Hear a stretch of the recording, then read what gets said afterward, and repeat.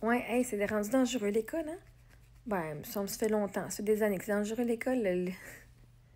Je veux dire, quand les colons sont arrivés, là, ok, j'ai étudié en études autochtones, là, j'ai un bac en études autochtones, un majeur. Pas un bac, mais un majeur. Tu sais ce que j'ai appris? Les Autochtones, là, hein, quand les colons sont arrivés, là, les missionnaires, ils ont parti des écoles, hein, les sœurs. Ben, ils prenaient les enfants des réserves, des gens qui parlaient cri, puis tous les autres Ojibwe, puis tous les autres langages, les autres dialectes autochtones. Là. Ils les ont envoyés dans les écoles, puis les ont battus pour être sûr qu'ils ont battu la langue de leur langue maternelle pour être sûr qu'ils parlaient français et qu'ils n'allaient plus parler cri et ne plus pouvoir reprendre contact avec leur propre famille et leur propre culture.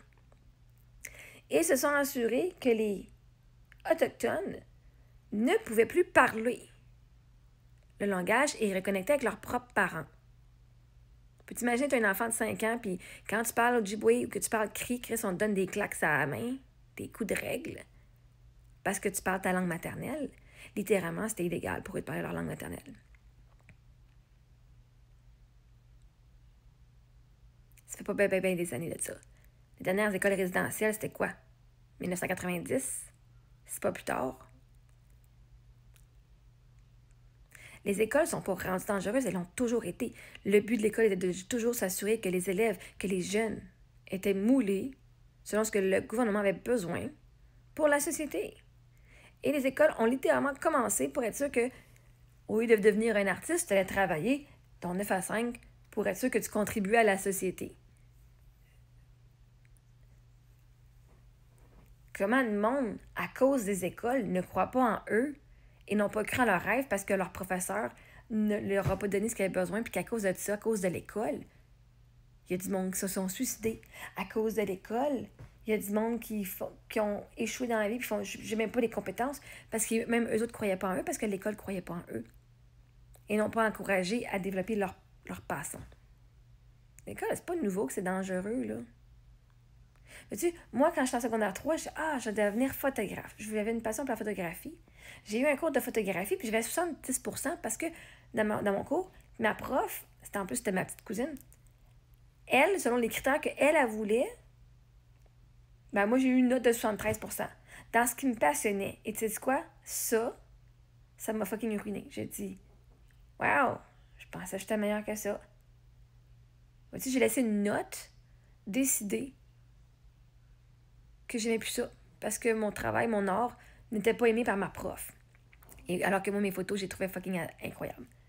Pas pour les vendre. Moi, j'aimais ce que je faisais. Je prenais un... Pour moi, j'avais beaucoup la composition de ce que je voulais. Quand tu vas avec l'énergie, avec l'émotion de la photo. Fait que oui, si j'allais avec la composition qu'elle voulait, avec la technique qu'elle voulait, bon, c'était pas ce qu'elle voulait et j'ai laissé ça m'abattre.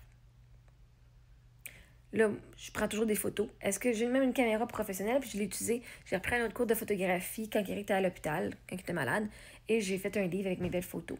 Mais depuis qu'il est décédé, j'ai pas repris ma caméra. Faudrait que je réapprenne ma caméra, puis ça me tente pas. Mais j'ai toujours mon téléphone, puis je prends des photos de toutes.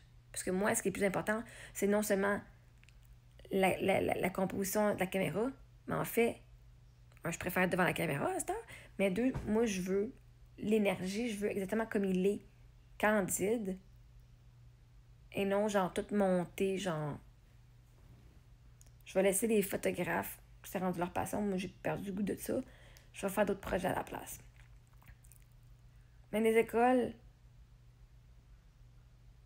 ont découragé des enfants qui auraient pu être des fucking artistes si on avait cru en eux, qui auraient pu changer le monde si on avait cru en eux. On leur a dit, tu arriveras jamais à rien parce que tu sais pas lire. Man, ça c'est horrible de dire ça des enfants. Fuck. De pas croire aux enfants. Là, j'ai l'histoire qui disait, même ma prof, elle disait que je n'aurais jamais rien arrivé. Puis quand c'est rendu, elle a écrit un livre, bestsellers. Elle a dit, fuck that shit. Les écoles, c'est dangereux pour la santé mentale des enfants.